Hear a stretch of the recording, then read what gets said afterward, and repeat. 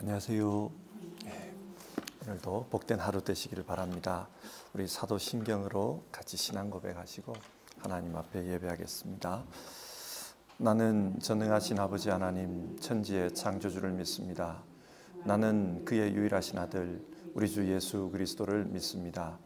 그는 성령으로 잉태되어 동정녀 마리아에게서 나시고 본디오 빌라도에게 고난을 받아 십자가에 못 박혀 죽으시고 장사된 지 사흘 만에 죽은 자 가운데서 다시 살아나셨으며 하늘에 오르시어 전능하신 아버지 하나님 우편에 앉아 계시다가 거기로부터 살아있는 자와 죽은 자를 심판하러 오십니다.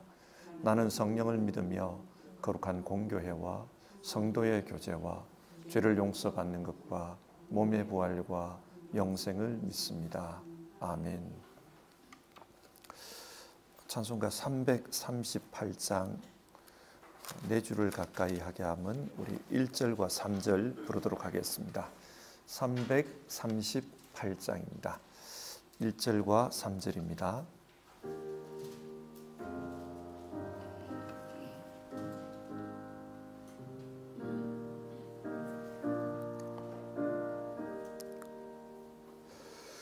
내 주를 가까이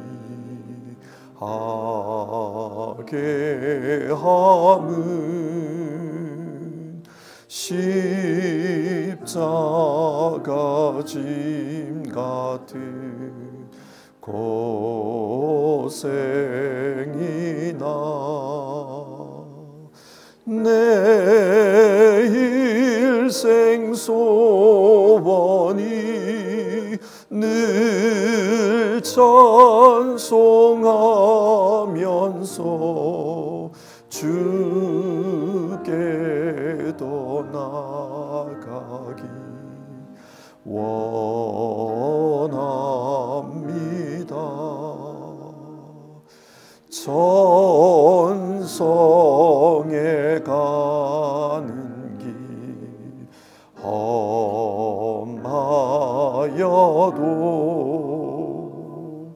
생명길 되나니 은혜로다.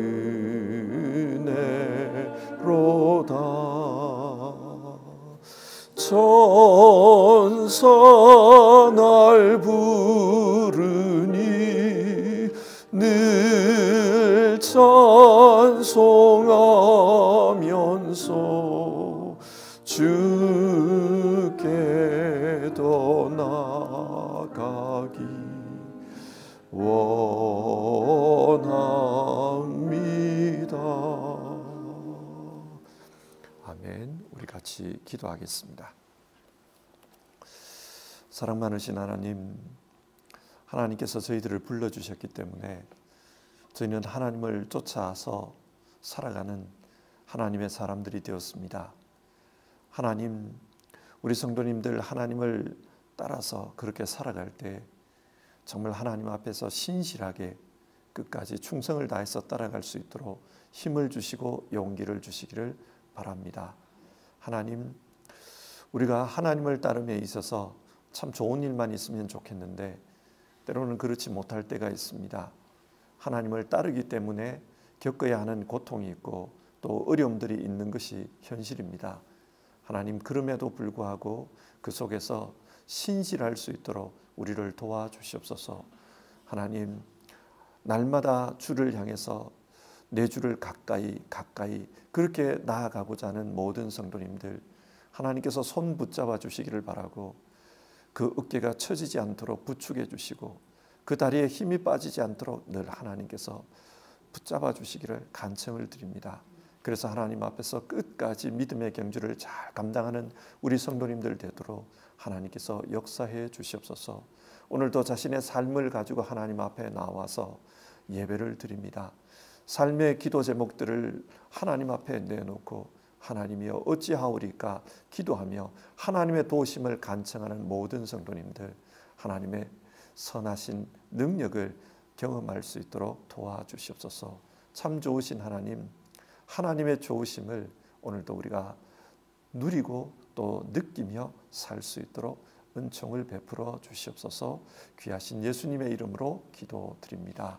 아멘.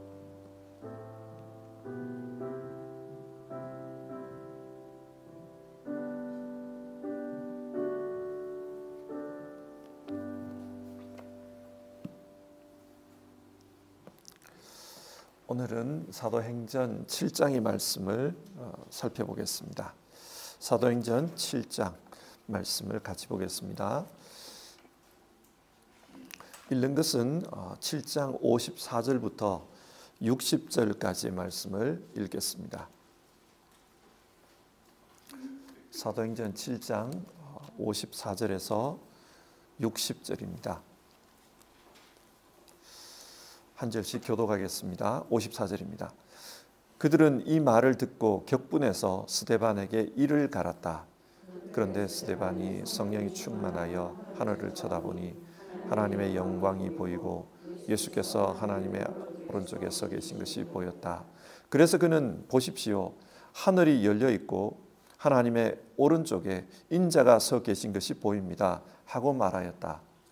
사람들은 귀를 막고 큰 소리를 지르고서 일제히 스데반에게 달려들어 그를 성 바깥으로 끌어내어서 돌로 쳤다. 증인들은 옷을 벗어서 사울이라는 청년의 발 앞에 두었다. 사람들이 스데반을 돌로 칠 때에 스데반은 주 예수님, 내 영혼을 받아주십시오 하고 부르짖었다.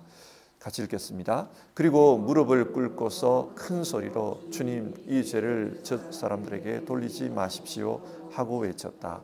이 말을 하고 스데반은 잠들었다. 아멘. 예수님께서는 자신의 제자들에게 땅끝까지 가서 예수님의 증인이 되라고 하셨습니다. 그리고 예수님의 증인으로 살아갈 때 늘 좋은 일, 즐거움만 있었던 것이 아닙니다. 박해도 있었고 다양한 종류의 시험들이 있었습니다. 이러는 가운데 어떻게 증인으로 살아야 할까? 제자들은 현실적인 고민을 할 때가 많았습니다. 우리 역시 그렇습니다. 오늘 우리가 부른 찬송가 가사처럼 내 주를 가까이 하게 함은 십자가 짐 같은 고생이나, 정말 이런 일이 우리에게 일어납니다. 여러분, 이럴 때는 어떻게 해야 할까요? 오늘 성경은 우리에게 스데반을 소개하고 있습니다. 이 스데반을 소개하는 이유는 우리도 스데반처럼 끝까지 주님 앞에 신실해라, 그것을 권면하기 위해서입니다. 그래서 오늘은 사도행전 6장과 7장에 나오는 이 스데반에 관한 말씀을 같이 살펴보려고 합니다. 스데반은 예루살렘 교회가 뽑은 새로운 7 지도자 중에 한 사람이었습니다. 그는 성령이 충만한 사람이었고 또 은혜와 능력이 충만했다, 그렇게 기록하고 있습니다. 그래서 이 스데반을 통해 놀라운 일들, 큰 기적들이 나타났다, 그렇게 말합니다. 보통 사람이 아니죠. 하나님의 능력이 나타나는 그런 사람입니다. 그러는 가운데 이 스데반은 자신과 비슷한 디아스포라 출신 유대인들에게 가서 예수 복음을 전했습니다. 그러자 예수 복음에 반발하는 사람들이 이 스데반을 사내들인 공의회에 고발했습니다. 그래서 스데반은 사내들인 공의회에 끌려가서 재판을 받게 됩니다.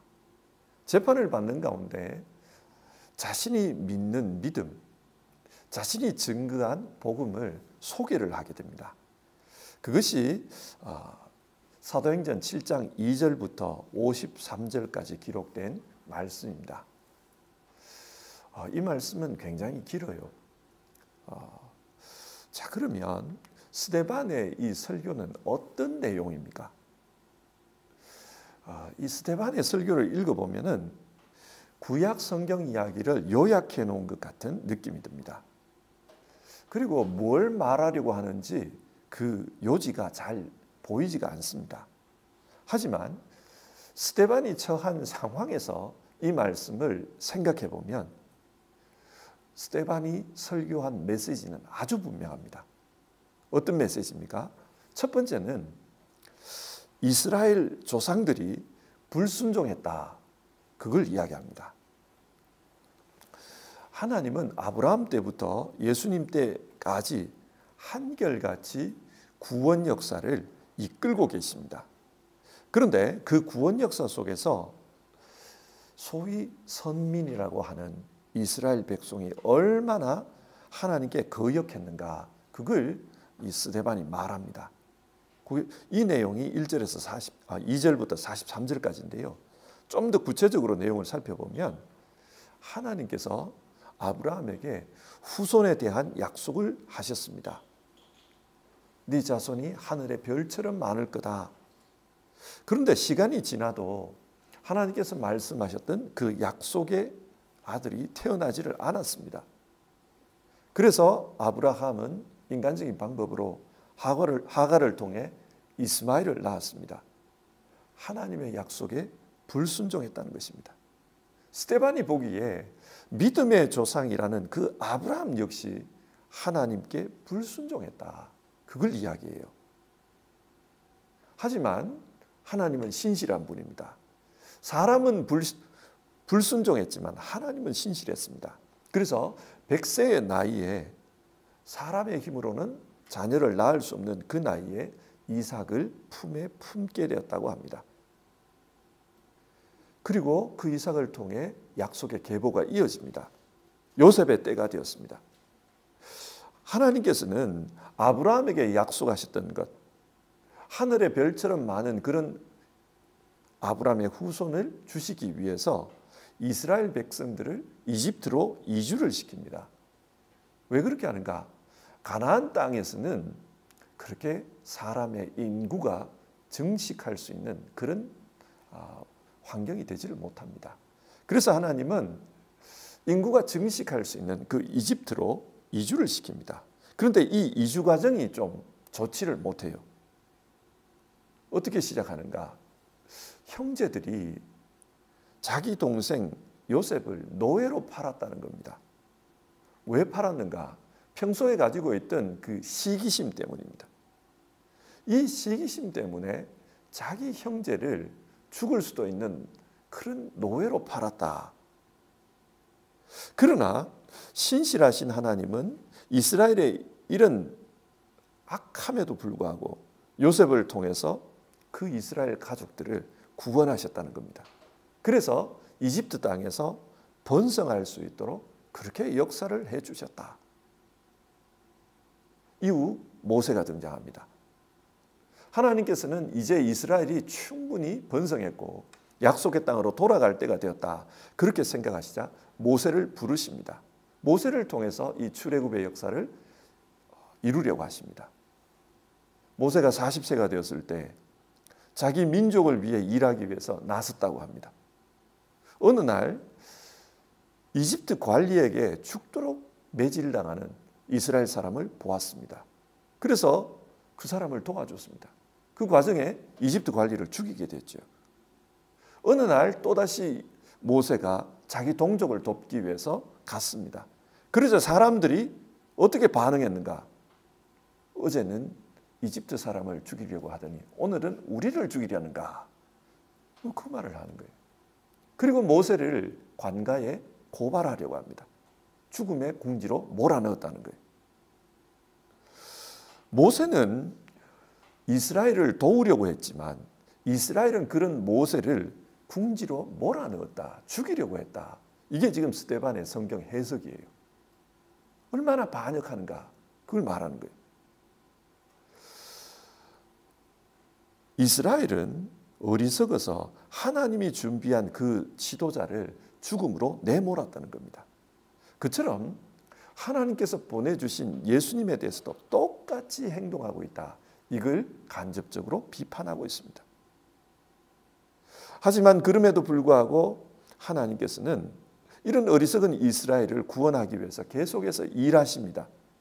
37절을 보면 모세가 평생을 이스라엘을 인도한 다음에 죽을 때가 되어서 자기와 같은 한 예언자가 나타날 것이다. 하나님께서 그를 통해서 역사하실 것이다. 그런 예언을 했다는 겁니다. 그리고 그 예언자가 누구냐? 그 예언한 사람이 바로 예수님이다. 스데반은 그걸 말해요. 그러나 이스라엘 백성이 광야 40년 동안 하나님께 불순종했던 것처럼 지금도 하나님께 그렇게 불순종하고 있다. 그걸 말합니다. 모세에게 그렇게 대적했던 것처럼 모세가 예언했던 그 예수님에게도 대적하고 있다. 그걸 말해요. 광야에서 금송아지를 만들어서 이것이 우리의 하나님이다. 그렇게 말했던 것처럼 지금도 모세가 전해준 그 율법을 우상시해가지고 이 모세의 율법에 어긋난다 그러면서 예수님을 죽이려고 한다는 거예요. 율법을 우상화해놨다.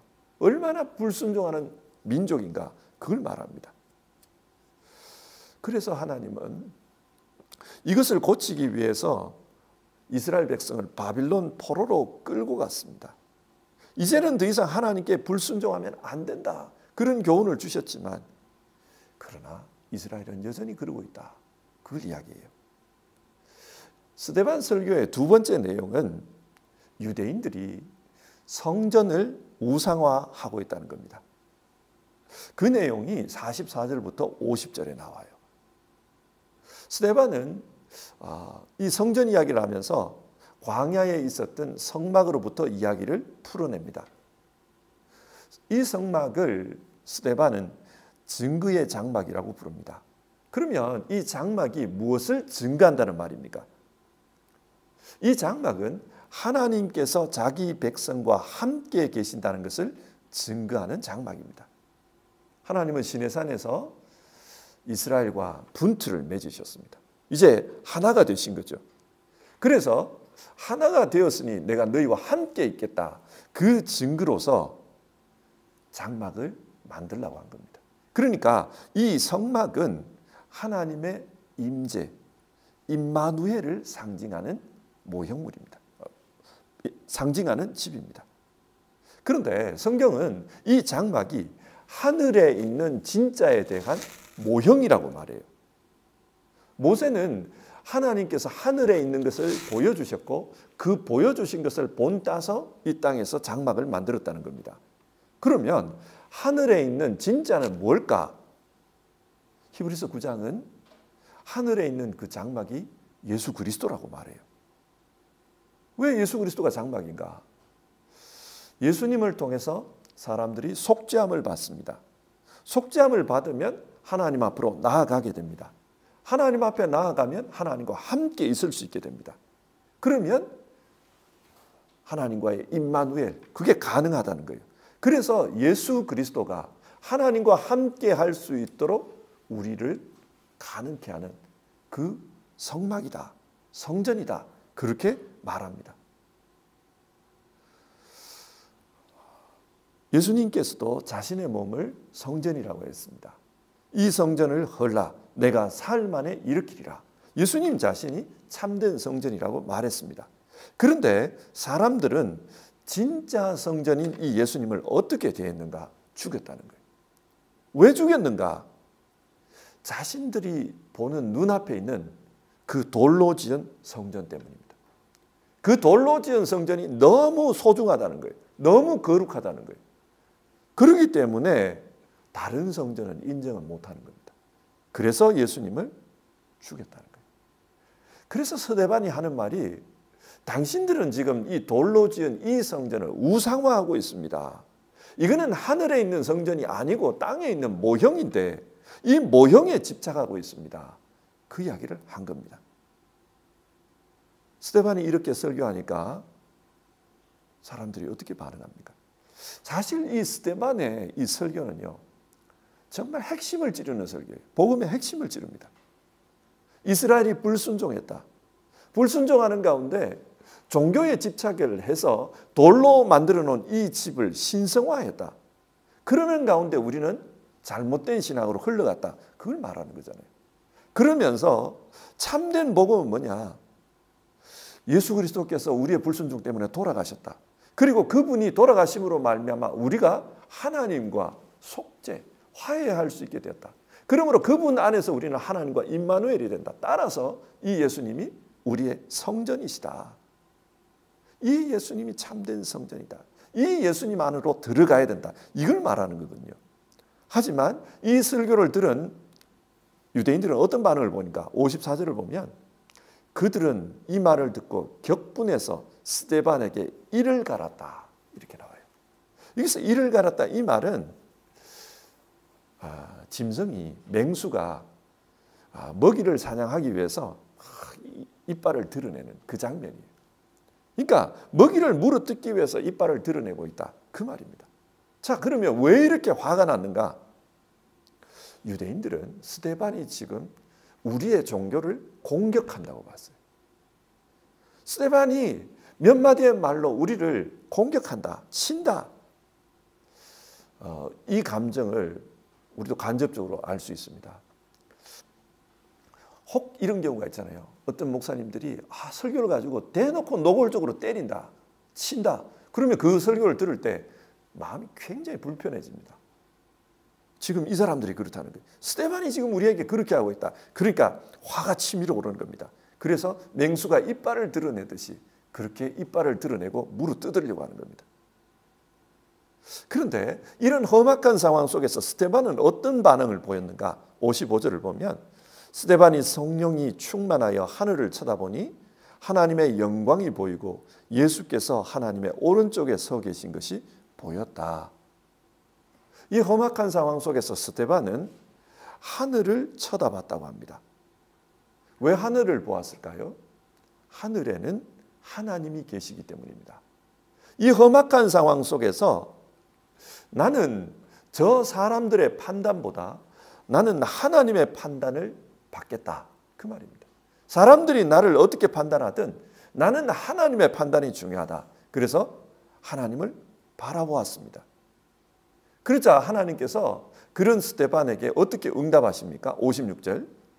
하나님의 오른쪽에 인자가 서 계신 것이 보입니다. 예수님께서 하나님 보좌 우편에서 서 계신다는 거예요. 신학자들은 여기서 예수님이 서 계시는 이 장면을 고대 법정의 장면이라고 해석을 합니다. 그러니까 법정에 서가지고 저 사람이 증언한 것에 대해서 맞습니다. 내가 봤습니다. 그렇게 증거를 해줄 때 그때 그 옆에 서서 이야기를 한다는 거예요. 그 장면이라는 겁니다. 그러니까 지금 예수님께서는 하나님의 보좌 우편에 서서 맞습니다. 스데반의 말이 맞습니다. 내가 보증할 수 있습니다. 그렇게 증거하고 있다는 겁니다. 스데반이 이런 말을 하자 사람들이 귀를 막고 큰 소리를 지르면서 일제히 달려 들었다. 그렇게 말합니다. 귀를 막았다. 듣기 싫다는 거예요. 무슨 하나님이 너를 보증한다고? 듣기 싫다는 거예요. 그래서 일제히 달려들었다. 사실 지금 이 재판이 끝나지가 않았잖아요. 판결이 안 내려졌습니다. 그런데 사람들은 달려들어서 돌로 쳤다는 겁니다. 돌로 맞아서 어떻게 보면 불법 재판이죠. 돌로 맞아서 죽어가는 순간에 스데반이 기도합니다. 59절. 주 예수님 내 영혼을 받아주십시오. 그리고 60절. 주님 이 죄를 저 사람들에게 돌리지 마십시오. 이 기도는 누가복음에 따르면 예수님께서 십자가에 달리셔서 자기를 죽이는 사람들을 향해서 했던 기도입니다. 그러니까 누가가 지금 스데반의 이 기도를 소개하는 이유는 이 정도로 스데반은 예수님을 닮은 사람이다. 정말로 이 사람이 예수님의 참 제자였다. 그걸 말하는 겁니다. 그러면서 우리에게도 이런 어려움 속에서도 스데반같이 사는 것이 그게 참된 제자 아닐까요? 그렇게 말하고 있는 겁니다. 자, 오늘 성경을 정리해 봅시다. 성경이 우리에게 말하는 것은 스데반은 고난 중에도 끝까지 주님을 따랐다는 겁니다. 그리고 우리에게도 그렇게 신앙하자. 그걸 말합니다. 스데반이 끝까지 고난이 있음에도 끝까지 주님을 따를 수 있었던 이유는 그는 분명한 말씀의 사람이었기 때문입니다. 스데반의 설교가 소개되고 있잖아요. 그 설교를 보면 스데반은 성경의 내용을 분명하게 이해하고 있습니다. 그 흐름과 맥락을 아주 정확하게 이해하고 있습니다. 그렇기 때문에 어려움이 와도 흔들리지 않았다는 거예요. 왜냐? 하나님의 말씀이 증언하는 것은 예수 그리스도 안에서 우리를 구원하시는 그거다. 따라서 우리는 예수 그리스도 안에 있어야 진짜 구원에 이른다. 그걸 분명히 알고 있기 때문에 사람들이 그것 때문에 돌로 치려고 해도, 예수 증거한다고 돌로 치려고 해도 흔들리지 않았다는 겁니다. 이처럼 우리 역시도 하나님의 말씀에 분명히 서야, 그래야 흔들리지 않고 예수 제자의 삶을 살 수 있습니다. 성경을 많이 아는 건 중요해요. 근데 여러분, 이 구약 성경을 유대인만큼 많이 할까요? 그 사람들은 어릴 때부터 이걸 외웁니다. 그런데 성경을 많이 알아도 그 사람들은 예수님을 믿지 않습니다. 우리가 머리로 성경을 아는 것, 그것도 중요하지만 성경이 무엇을 말하는지를 아는 게 중요합니다. 성경은 예수 그리스도를 말합니다. 그래서 예수 그리스도 중심으로 성경을 해석하는 게 옳습니다. 가끔씩 유튜브를 통해서 이제 한국 목사님들의 설교를 들을 때가 있습니다. 그리고 유명하다는 분들의 그 성경 강해를 이렇게 들을 때가 있어요. 그러다 보면 구약 성경을 설교하시면서 놀라운 이야기를 해요. 저는 이게 유대교인지 기독교인지 분간이 안 갈 때가 있어요. 왜냐하면 너무 율법을 강의를 하시더라고요. 성경 내용이니까 그렇게 강의하는 게 이해는 되는데, 예수님 빠진 율법은 그건 유대교입니다. 우리는 예수 그리스도의 근거에서 구약을 이해해야지, 예수님 없이 구약을 이야기하는 것은 그건 유대교입니다. 성도 여러분, 성경을 잘 아는 게 중요합니다. 그런데 중요한 것은 예수님의 근거에서 성경을 이해하는 것, 그게 중요합니다. 왜냐하면 예수님이 성경 내용의 핵심입니다. 구약의 증언은 예수님에게로 귀결되기 때문입니다.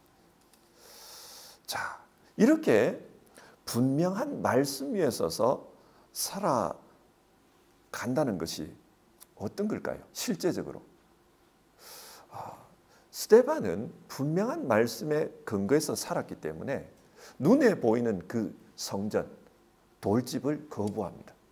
그게 우리의 종교가 되어서는 안 된다라고 거부합니다. 이게 우리에게 뭘 말합니까? 우리 역시도 교회 다니면서 이 교회라는 눈에 보이는 것이 우리에게 종교가 될 수 있어요.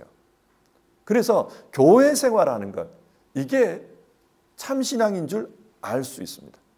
예를 들어서 나는 세례받았다. 나는 교회 가서 뭘 한다. 이게 진짜 종교인 줄 알 수 있어요. 그래서 신학자들은 이런 말을 많이 해요.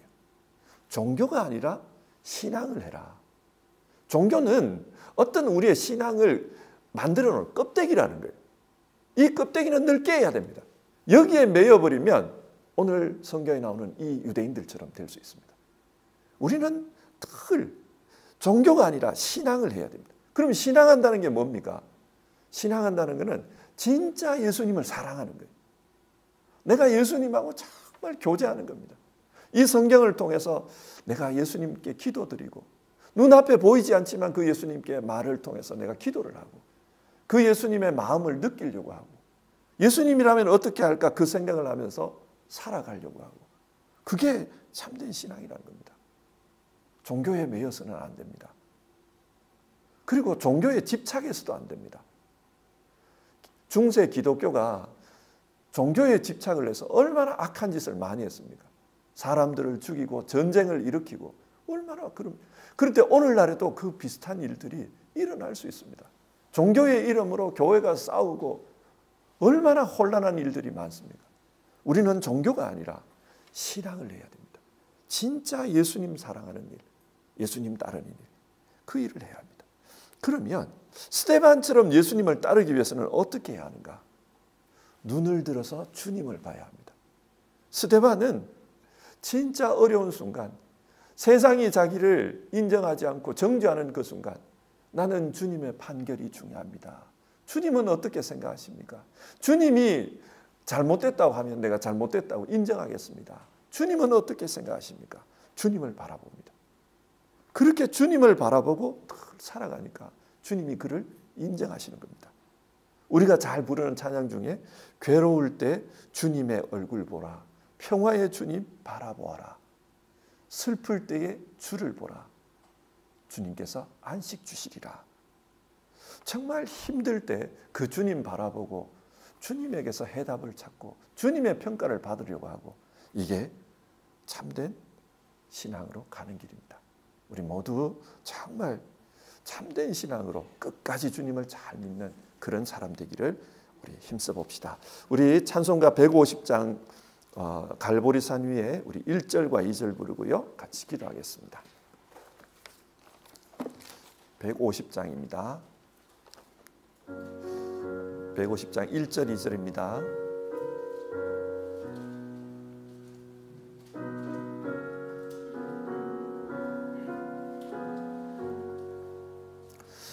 갈보리산 위에 십자가 섰으니 주가 고난을 당한 표라.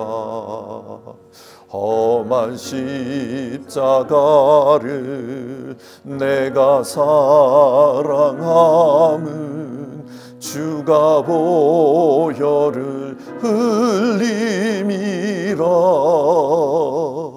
최후 승리를 얻기까지 주의 십자가 사랑하리. 빛난 멸류관 받기까지 험한 십자가 붙들겠네. 멸시천대 받은 주의 십자가에 나의 마음이 끌리도다. 귀한 어린 양이 세상 죄를 지고 험한 십자가 지셨도다. 최후 승리를 얻기까지 주의 십자가 사랑하리. 빛난 멸류관 받기까지 험한 십자가 붙들겠네. 우리 같이 기도합시다. 오늘 성경은 어려움 속에서도 끝까지 신앙하는 스데반 같은 신실한 제자가 되어라, 우리에게 그것을 교훈합니다. 어려움이 있는 현실 속에서도 어떻게 끝까지 신실할 수 있을까? 스데반은 분명한 말씀 위에 섰다, 우리에게 그걸 말합니다. 여러분, 성경을 통해서 예수님 중심의 그런 신앙을 하는 우리 되기를 바랍니다. 정말 예수, 정말 예수, 오직 예수, 그 예수님 바라면서 신앙하는 우리 되기를 바랍니다. 그리고 그렇게 신앙하기 위해서는 눈에 보이는 껍데기에 집중해서는 안 된다. 정말 본질에 집중해야 된다. 그걸 말합니다. 종교의 껍데기에 묶여버리면 스데반을 돌로 쳤던 그 사람들처럼 그렇게 될 수 있습니다.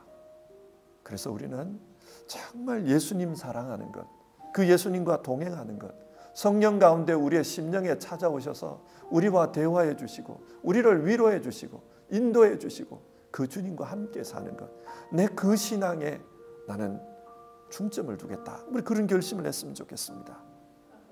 우리가 이렇게 주님과 끝까지 신실하게 동행하기 위해서는 항상 눈을 들어 주를 보아야 된다. 그렇게 말씀 나눴습니다.